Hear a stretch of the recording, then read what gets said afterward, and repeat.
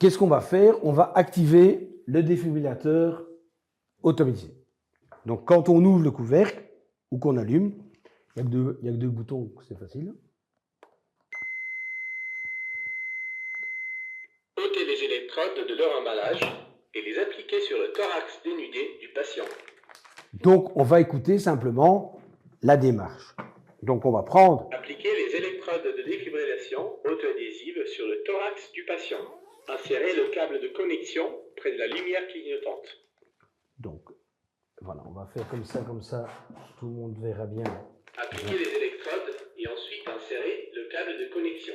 Alors, quand on va regarder ici les électrodes, il y aura toujours les électrodes pour l'apex et pour l'esternum. Et ensuite insérez le câble de connexion. Alors, il faut savoir que quand on regarde le cœur, il est en oblique. C'est pour ça qu'on demande toujours à placer une électrode sur le côté ici et l'autre au point de vue de ce niveau-là. C'est pour cette raison qu'on demande au cœur de pouvoir le placer à ce niveau-là. Donc, je place mes électrodes sur le thorax du patient. On enlève les collants. Toc, voilà. Et alors, ici, appliquez les électrodes, insérez correctement le câble de connexion. Voilà. Et on va insérer correctement le câble de connexion. Contrôlez la connexion des électrodes.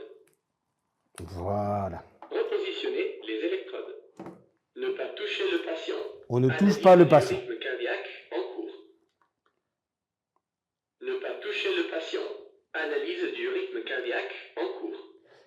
Donc, ça sera toujours mettre le thorax à nu. Chargement en cours. Donc, ici, il repère l'analyse. Ne pas toucher le patient. On ne touche pas le patient.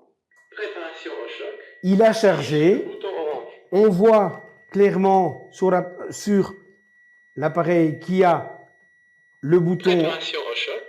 qui est prêt. Appuyez sur le bouton orange.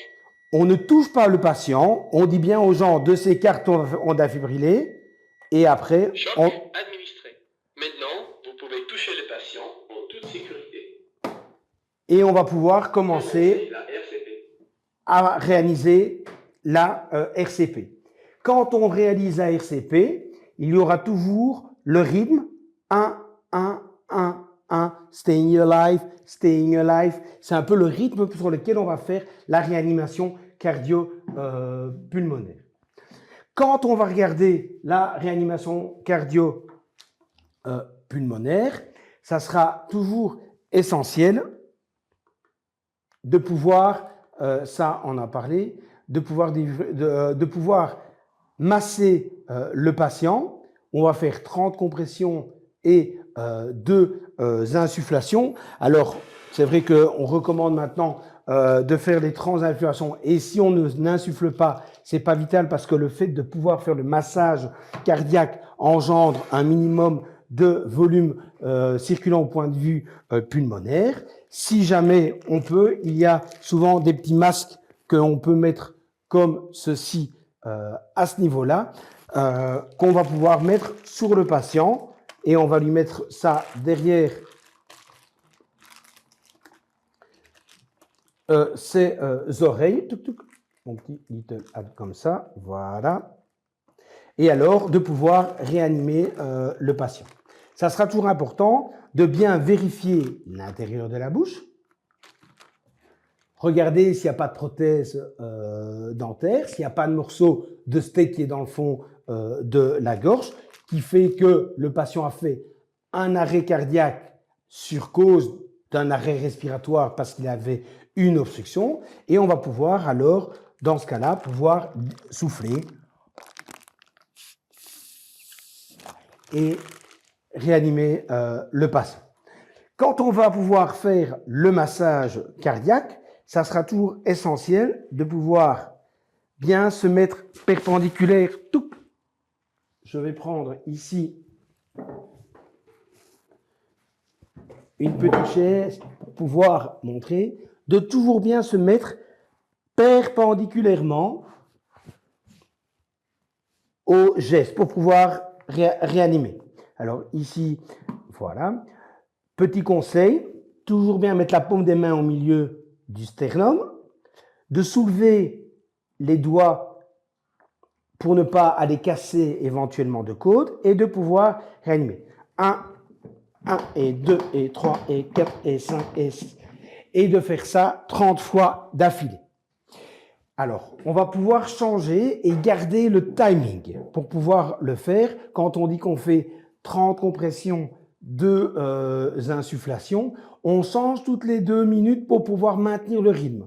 Pourquoi? Parce qu'on voit bien aux soins intensifs que nous-mêmes, alors que le taux de probabilité qu'on fasse des réanimations cardio-pulmonaires est quand même plus élevé, on peut voir qu'après 2 minutes, sur les courbes de tension artérielle, que le massage cardiaque qui a été commencé il y a 2 minutes, la tension artérielle, à place d'être à 14,7, est plutôt à 11,5, parce que l'intervenant qui fait le massage cardiaque perd un peu de son efficacité, parce que c'est fatigant de pouvoir faire la réanimation cardio-pulmonaire. Et le fait d'être à plusieurs pour réanimer et de se relayer toutes les 2 minutes permet de maintenir un bon niveau de réanimation cardio-pulmonaire qui assure une oxygénation optimale au point de vue du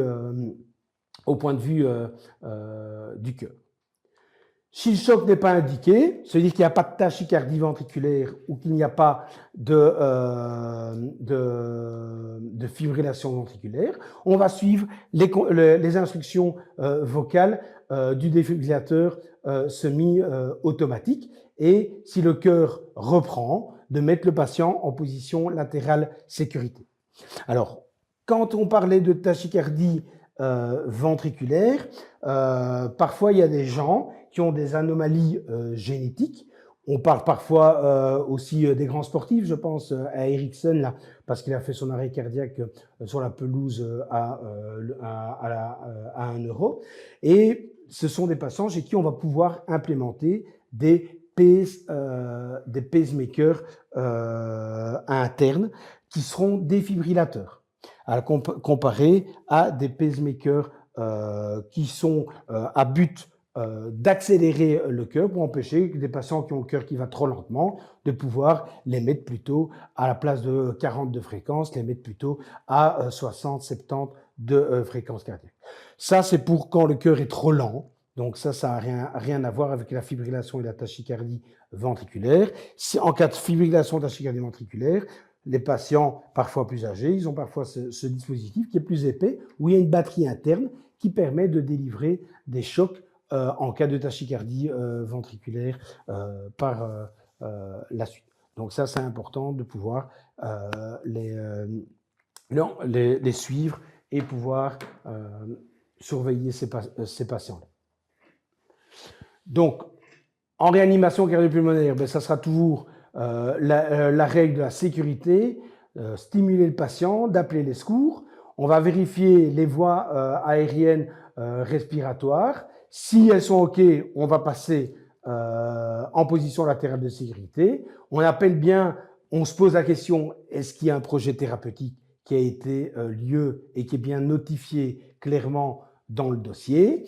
On commence la réanimation cardio-pulmonaire, on branche le défibrillateur semi-automatique près de, comme on vient de le voir, et on va faire les 30 compressions et avec les 2 insufflations. Donc ça serait important. Avant, on disait que c'était 15 et 1, mais on faisait 1 et 2 et 3. Ici, on fait 1, 2, 3, 4, donc on fait 30 compressions et 2 insufflations, et alors défibriller dès que c'est possible. Alors, les défibrillateurs semi-automatiques, comme je vous ai dit, il y a l'application Staying Alive qui permet de vous géolocaliser et de vous donner le chemin le plus rapide pour pouvoir y accéder. Ça, c'est vraiment quelque chose où la technologie fait quand même vraiment des merveilles.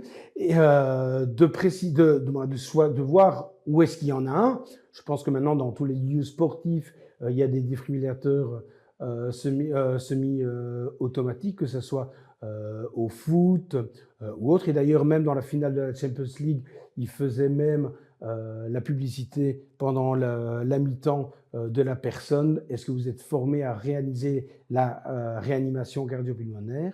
Ça sera toujours pouvoir de le dire. S'il y a des victimes, de devoir donner le nombre et l'âge des victimes et le type de lésion et le problème qu'il y a afin que les secouristes puissent avoir les bonnes instructions pour pouvoir vous aider et vous envoyer. Alors, quand on va faire les 30 compressions thoraciques et 2 insufflations, comme je l'ai montré, toujours bien avoir le bras tendu à la verticale. Le truc que je veux pas voir, c'est un peu comme dans certains films là où on fait comme ça et on voit que c'est plutôt les bras et les coudes qui sont en train de réanimer. On met bien les mains au milieu du sternum et alors on essaie toujours d'enfoncer d'une profondeur d'environ de 6 cm. Le rythme, c'est plus ou moins 100 à 100 fréquences par minute. Et alors, on essaie toujours d'avoir un plan dur en dessous.